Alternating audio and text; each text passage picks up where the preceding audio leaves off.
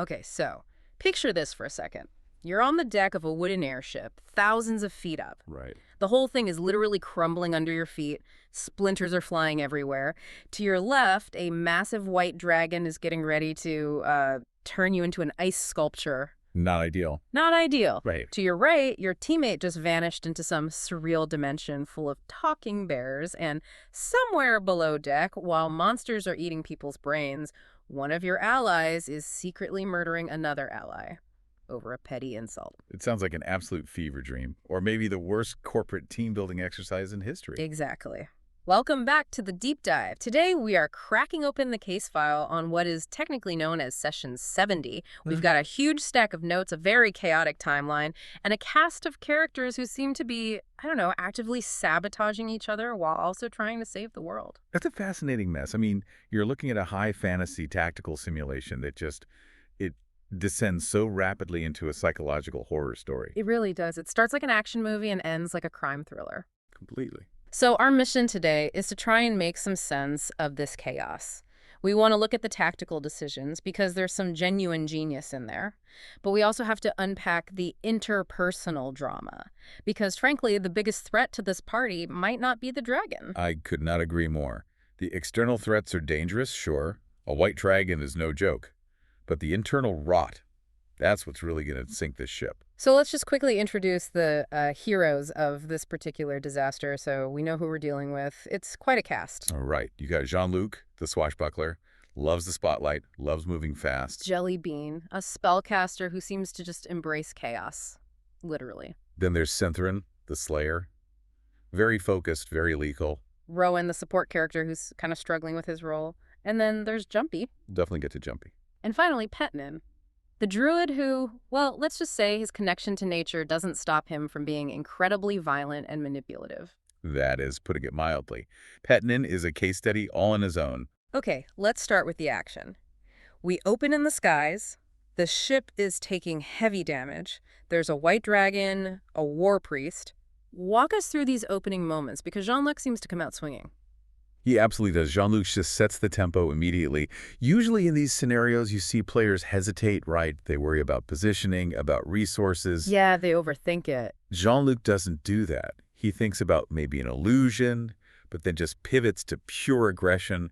He uses a spell called Misty Step. And for anyone who isn't familiar, that's basically a short-range teleport, right? Exactly. It bypasses distance instantly. He teleports right into the war priest's face and hits him with a booming blade. No, that's a clever choice. It's a very clever technical choice. Booming blade isn't just damage. It sheathes the target in this energy that explodes if they try to move. Yeah. He's effectively pinning the enemy piece on the board. He's saying, if you run, you blow up. So he locks down the priest. But then something happens with the dragon. The timeline says Jean-Luc just yells at the dragon to save a teammate. How does yelling stop a dragon claw? This is a great example of, flavor meeting mechanics. The spell he's probably using is Silvery Barbs. Mechanically, it forces an enemy to re-roll a successful attack. Giving them a good chance to fail. Right. But narratively, Jean-Luc plays it as this heroic shout, distracting the beast at the very last second. It's interesting because it shows he's actually hyper-aware of his team. He's protecting them. He is, which stands in stark contrast to Rowan. Oh, poor Rowan. The notes say he just froze because everyone looked too healthy. This is such a common thing in support classes and honestly in real-world crisis management too. It's that analysis paralysis. He had nothing to do.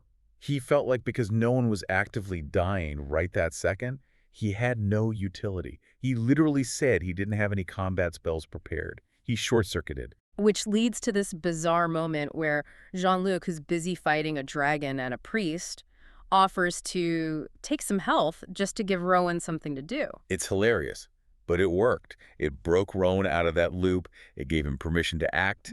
He casts Aura Vitality, which is a really efficient healing spell, and he starts to find his rhythm. Okay, speaking of finding a rhythm, Jumpy. Normally when you fight a Mind Master, you just hit them until they stop moving. Jumpy starts negotiating. He does, and this is arguably the tactical highlight of the whole fight. Jumpy realizes the tide is turning, the Mind Master's allies are down, and he makes an offer.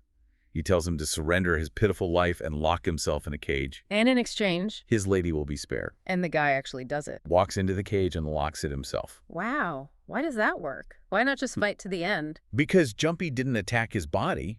He attacked his will. He found what the enemy valued, this lady, and used it as leverage. He took a high-level threat off the board without spending a single magical resource. That's high-level play. Meanwhile, Synthorin is handling the heavy lifting. The notes call the dragon definitely not Synthorin, which I'm guessing is some kind of inside joke, but she takes it down solo. Pretty much. And watch the discipline here. She kills the dragon and immediately pivots. She turns to the team and says, no one will take the priest that easily. She's calling the next target. Exactly. She doesn't celebrate. She acquires the next target. Very efficient. But this is where the cracks start to show. Jean-Luc is toying with the priest, isn't he? He's dodging, mocking him, saying there is still time to run. He wants the cinematic duel. He wants to be the swashbuckler on the cover of the novel. He wants the glory. He has the fight won, but he wants to win with style. And then Jellybean, the chaotic spellcaster, just shoots the priest with a firebolt. Boom. Dead. And Jean-Luc was annoyed. I bet he was. He was probably in the middle of a monologue. It seems minor, we call it kill stealing in gaming culture. But in a group like this, those little resentments just build and build. It shows a total misalignment in their motivations. So combat ends. Dragon down. Priest down. Usually this is where the party high-fives, but the notes call this the lull, and it gets weird fast. This is the adrenaline crash. The reality of the damage sets in. The ship is a wreck. And Petnin, the druid, has this moment where he considers casting Awaken on the ship itself. Wait, Awaken makes plants or animals sentient. He wanted to give the ship a consciousness.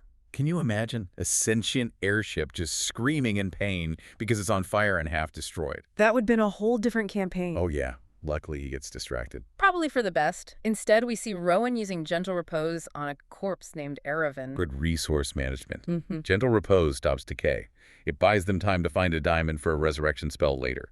It shows Rowan is thinking long-term again. But then Jumpy drops a bombshell. We find out he's not just Jumpy, he's a triplet. Jumpy, Skippy, and Leapy. You have got to be kidding me. That sounds like a bad cartoon. I wish I was. But for all the nursery rhyme names, the context is incredibly dark. Jumpy reveals this history of heavy drug use with his brothers. Yeah. He says it's had an everlasting effect on his mind. Wow. That adds a whole layer of tragedy to a character who's usually just comic relief. It does. And then he asks Petnin to reincarnate Skippy. And Petnin agrees. He does, but he gives a warning. And this is important for how their magic works. Reincarnate isn't like resurrection. You don't come back as you were. You come back in a new body, determined randomly. Petnin specifically warns that Skippy will probably come back as a human, which he calls the dirtiest. That's a very on-brand druid thing to say. Very. But Jumpy doesn't care. He says Skippy always wanted to be taller. So they do the ritual. Jumpy runs off to get drugs from below deck, which we need to put a pin in that. And when he comes back, the ritual is done. Skippy is back. Is he a tall human man? The dice gods have a sense of humor. Skippy comes back as a human, yes, Right. but he's a little girl. A little girl. A female human child. So now the party includes a drug-addled triplet named Skippy, who is currently in the body of a little girl. Precisely. And while the group is processing the sheer absurdity of this, they're completely ignoring what Jumpy said when he came back from below deck. Right. He said, there's a lot going on down there, and mentioned an intellect hive, and nobody batted an eye. They were too focused on the reincarnation. It's a classic misdirection. They ignored the tactical warning because they were distracted by the personal drama, and that mistake is about to cost them. But before the monsters attack, we have to talk about the incident below deck. This is the turning point of the whole timeline for me. This is where it stops being quirky and starts getting really disturbing. The Petnin and Daffy incident. Okay, who is Daffy? Daffy seems to be a familiar or a companion to Petnin. Maybe a summoned creature, maybe a hireling. But their dynamic is toxic. Understatement of the year. So the party heads below deck. Synthorin is stabbing beds, checking for invisible enemies, which is smart. Very smart. Paranoia keeps you alive.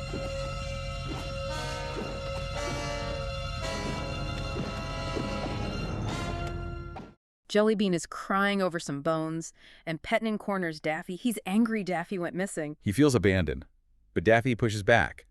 He says he did it on purpose to make Petnin jealous. He says his new employer is brainier.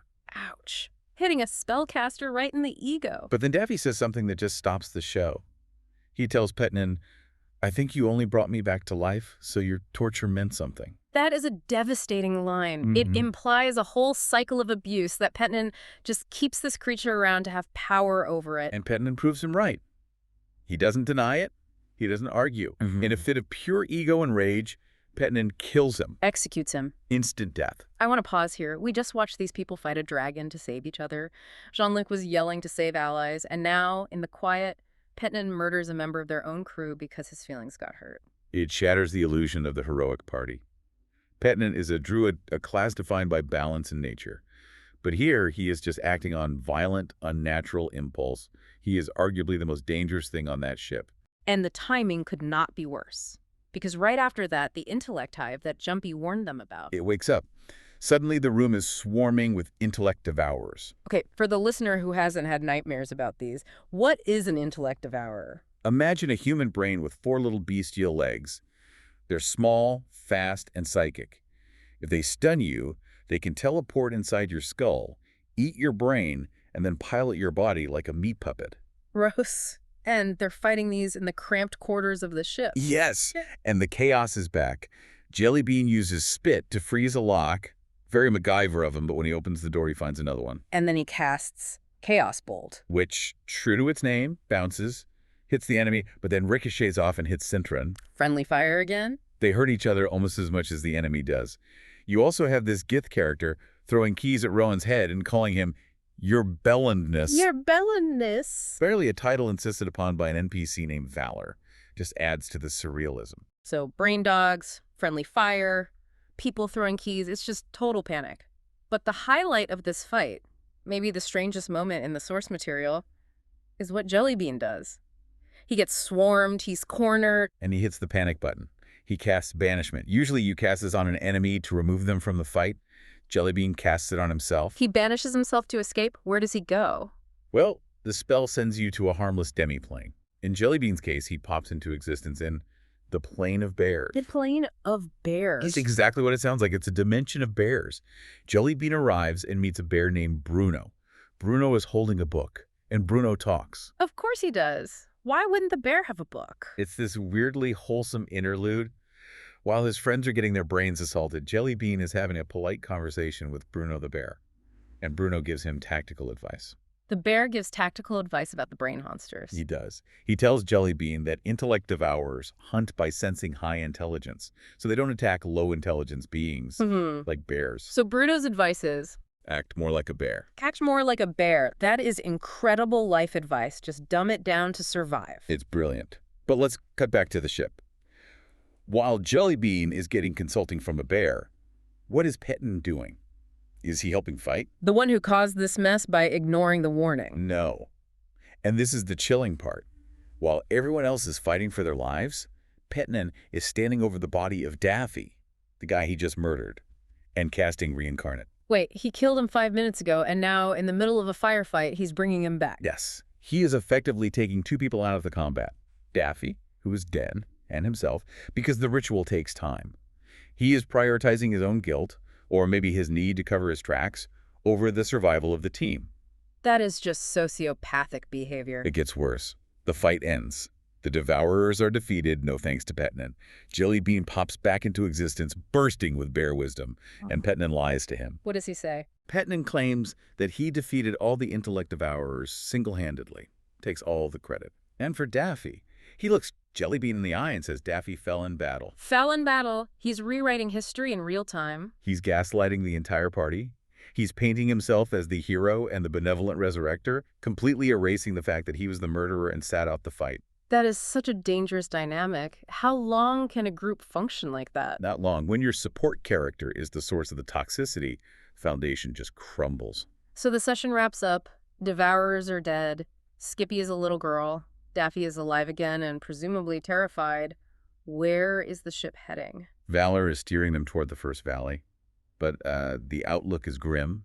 Cintran spots a new threat in the distance, a character charmingly referred to as Queen Necrotits. Lovely. Very regal. Indeed.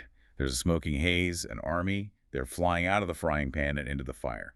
And we get these final little character beats. Petnin is awakening his children, whatever that means. Yeah. And Jellybean has a sudden realization about Skippy.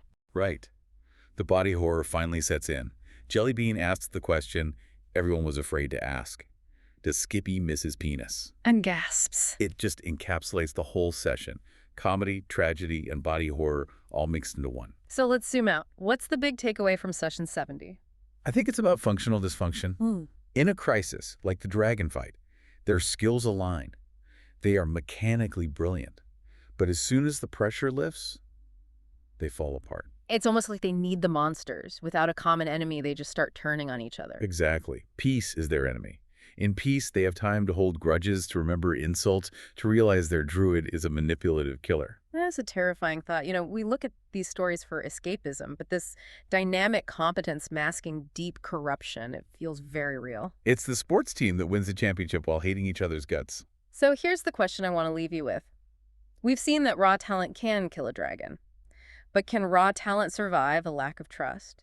Can you win the war when you're secretly resurrecting the allies you murdered just to cover your tracks? Or does the airship inevitably crash, no matter how many times you try to patch it up? My money is on the crash. But until then, I guess, act more like a bear. Thanks for diving deep with us. See you next time.